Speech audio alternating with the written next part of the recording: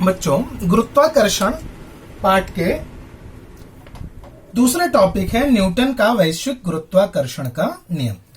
जो न्यूटन थे उन्होंने केपलर के जो तीनों नियम थे उनका अच्छी तरीके से अध्ययन किया और एक अपना वैश्विक गुरुत्वाकर्षण का नियम उन्होंने प्रतिपादित किया। इस प्रतिपादन में उन्होंने क्या किया, उन्होंने यह बताया कि संसार का प्रत्येक पिंड, सपोज ये दो पिंड है, एक का द्रव्यमान m1 है और दूसरे का द्रव्यमान m2 है, और वे दोनों एक दूसरे से d दूरी पर स्थित हैं। तो इन पिंडों पे के आधार पे जो न्यूटन थे उन्होंने एक नियम दिया जो कि न्यूटन के वैश्विक गुरुत्वाकर्षण बल के नियम के नाम से प्रसिद्ध हुआ। तो न्यूटन ने क्या बताया कि संसार का प्रत्येक पिंड प्रत्येक दूसरे पिंड को एक निश्चित आकर्षण बल से आकर्षित करता है। संसार का प्रत्येक पिंड दूसरे पिंड को एक निश्चित आकर्षण बल से आकर्षित करता है, और ये जो आकर्षण बल का जो परिणाम है वह दोनों पिंडों के द्रव्यमानों के गुणनफल के समानुपाती और उनके बीच की दूरी के वर्ग के विलोमानुपाती होता है। तो न्यूटन के नियम के आधार पे हम क्या इसको मान सकते हैं कि जो दोनों पिंडों के बीच लगने वाला बल F है, तो F समानुपाती m1 m2, और फिर दूसरा क्या कह रहा है कि वह उन पिंडों के बीच की दूरी के वर्ग के विलोमानुपाती होता है। तो F समानुपाती m1 m2 और F समानुपाती 1/d²। d² क्या है? उनके बीच की दूरी का वर्ग। तो अगर हम इन दोनों को साथ में मिला दें तो F समानुपाती m1 m2/d²। तो यहां से आपको न्यूटन का गुरुत्वाकर्षण बल का नियम मिल रहा है कि F जो दो पिंडों के बीच लगने वाला बल है वो उन पिंडों के द्रव्यमानों m1 और m2 के गुणनफल के समानुपाती है, और उनके बीच की दूरी जो है d उनके वर्ग के विलोमानुपाती है। तो यहां से जब भी हम ये समानुपाती चिन्ह हटाते हैं तो एक वहां पे नियतांक रखते हैं। तो F बराबर अगर हम यहां पे प्राप्त करें तो एक नियतांक हम ले आते हैं जिसको G कहते हैं। तो G m1 m2/d²। तो F क्या है? गुरुत्वाकर्षण बल है दो पिंडों का, और G क्या है? गुरुत्वाकर्षण स्थिरांक। m1 m2 उन पिंडों के द्रव्यमान और d उन पिंडों के केंद्र से एक दूसरे के बीच की दूरी है। तो यहां पे जो g है इसको क्या कहते हैं? गुरुत्वाकर्षण स्थिरांक।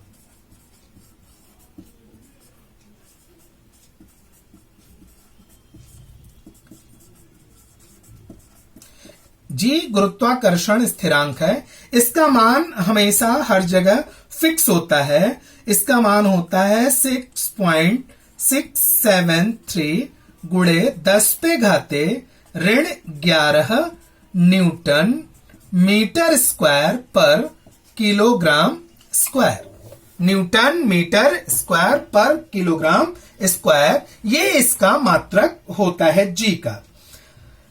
इस सूत्र से हमें एक और चीज पता चलती है कि अगर हम किसी पिंड का द्रव्यमान अगर हम m को क्या कर दें? दुगना कर दें, तो F क्या हो जाएगा? F भी दुगना हो जाएगा। अगर हम D को दुगना कर दें, D को अगर दुगना कर दें तो F कितना हो जाएगा? F हो जाएगा चौथाई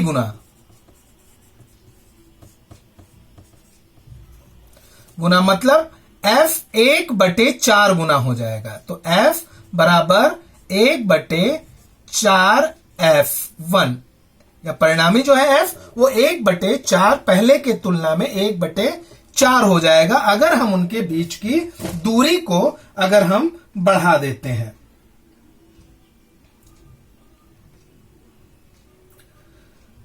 तो अगर ये पिंड का जो द्रव्यमान केंद्र होता है, दो पिंड, कोई भी पिंड का द्रव्यमान केंद्र, अगर पिंड पूरी तरह से वृत्ताकार है, गोल है, तो उसका जो केंद्रक होता है, कोई पिंड अगर पूरी तरह से गोल है तो उसका केंद्रक ही उस पिंड का द्रव्यमान केंद्र होता है।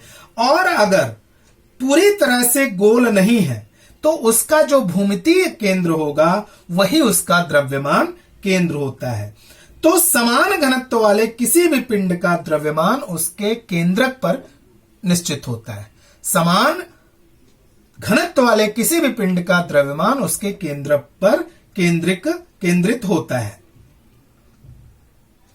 अब हम आते हैं कि एक समान वृत्ताकार गति और अभिकेंद्रीय बल का परिणाम। एक समान वृत्ताकार गति और अभिकेंद्रीय बल का परिणाम। एक समान वृत्ताकार गति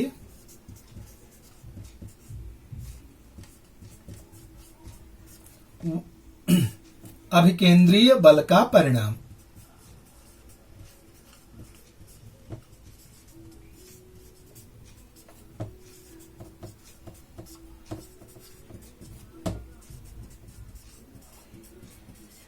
तो एक समान वृत्ताकार गति किसको कहते हैं? अगर कोई पिंड वृत्ताकार गति कर रहा है, कोई पिंड वृत्ताकार गति कर रहा है और वह समान समय में समान दूरी तय करता है तो उसको हम एक समान वृत्ताकार गति में पिंड है ऐसा कहते हैं।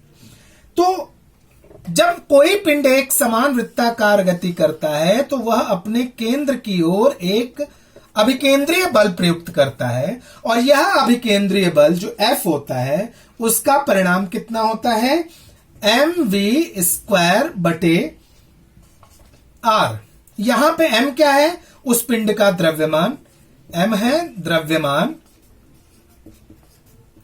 v है उस पिंड की गति, v क्या है? गति है, और r क्या है? उस पिंड की त्रिज्या है, उस पिंड की पृथ्वी से दूरी है। तो r जो है वह त्रिज्या है पिंड की।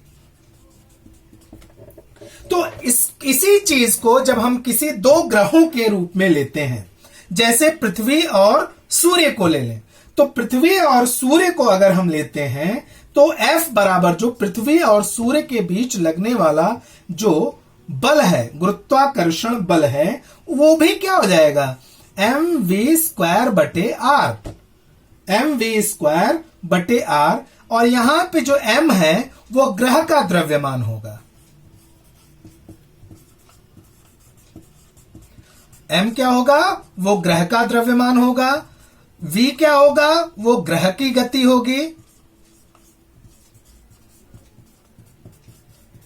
और जो r होगा वह ग्रह की सूर्य से दूरी।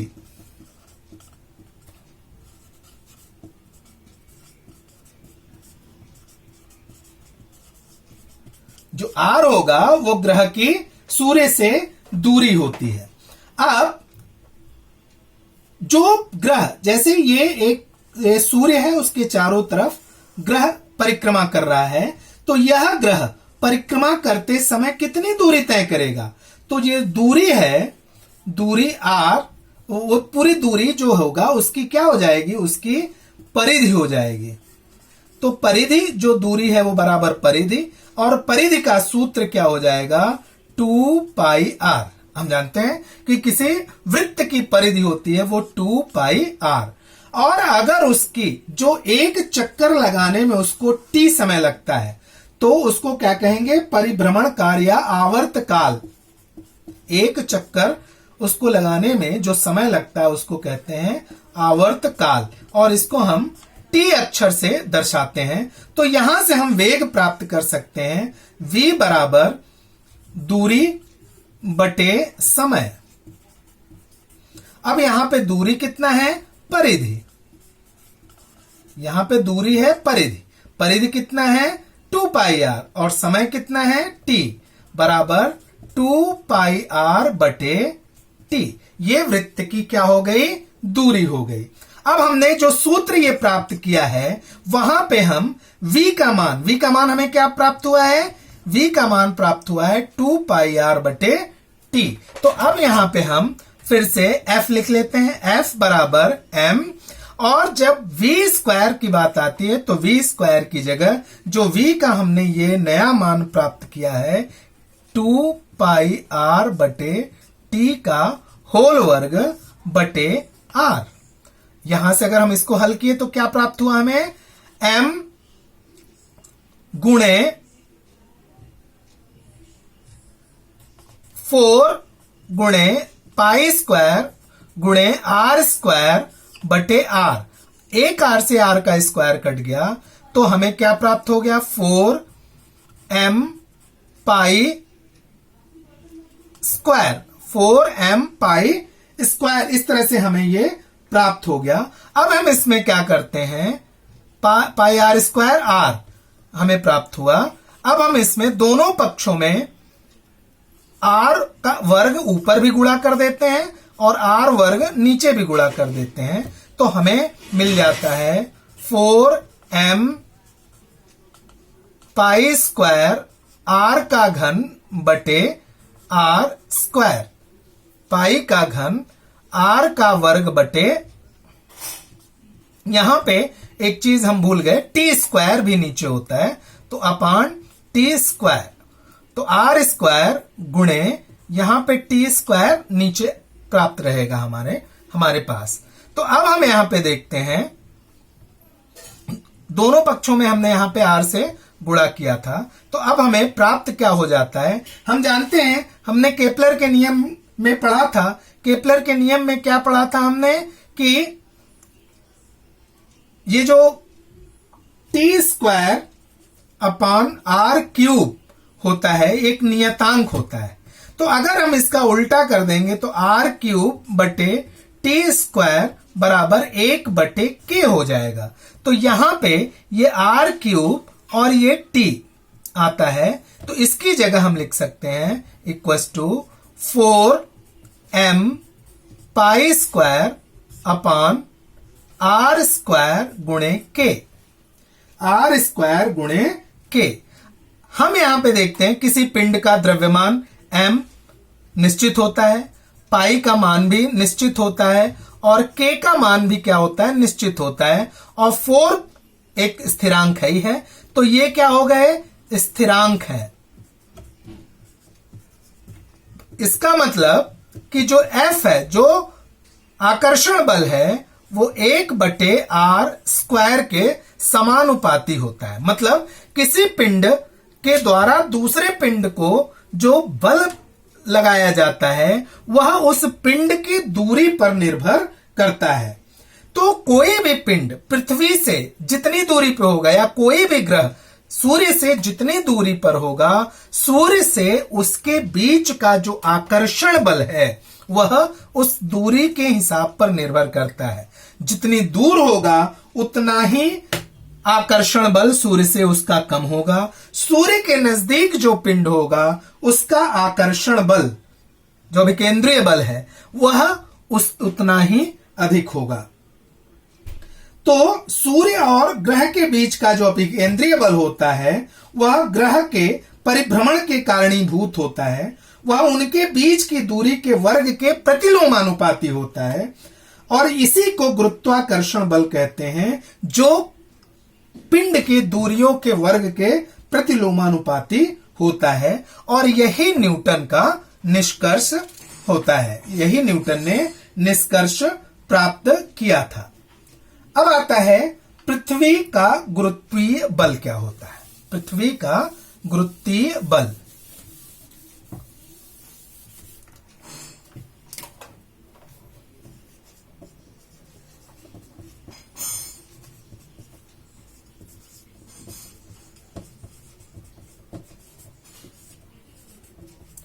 पृथ्वी का गुरुत्वीय बल, अगर आप कोई पिंड ऊपर फेंकते हैं, एक आपने पत्थर लिया उसको ऊपर फेंका, तो क्या जितनी रफ्तार से हमने नीचे से इसको ऊपर फेंका था ये पिंड उतनी रफ्तार से जाता है? नहीं। आप देखेंगे कि जैसे जैसे पिंड ऊपर जाता है उसकी रफ्तार कम होती जाती है, और एक जगह ऐसा आएगा जहां पे उसका जो वेग हो जाता है वह क्या हो जाता है, शून्य। मतलब अंतिम वेग जो v होता है वो वहां पे जाके शून्य हो जाता है। और जब वो वहां से नीचे की ओर गिरती है तो उसका वेग फिर से बढ़ता है, और जब वो पृथ्वी पर पिंड पुनः गिरती है तो उसका वेग अधिकतम होता है। तो पिंड अपने समीप की सभी वस्तुओं को एक आकर्षण बल से अपनी ओर खींचती है, और ये जो आकर्षण बल होता है वो चूंकि पृथ्वी के केंद्र की ओर होता है, और पृथ्वी के केंद्र की ओर लगने वाला बल वो पृथ्वी के क्षैतिज दिशा में लगता है। तो कोई भी पिंड, इसके लिए मैंने आपको शुरू में बताया था, वह सीधे लंबवत पृथ्वी पर गिरता है, और इसके कारण इसको कहते हैं, जो जिस बल से पृथ्वी अपनी ओर किसी पिंड को खींचती है, यही पृथ्वी का गुरुत्वीय बल कहलाता है।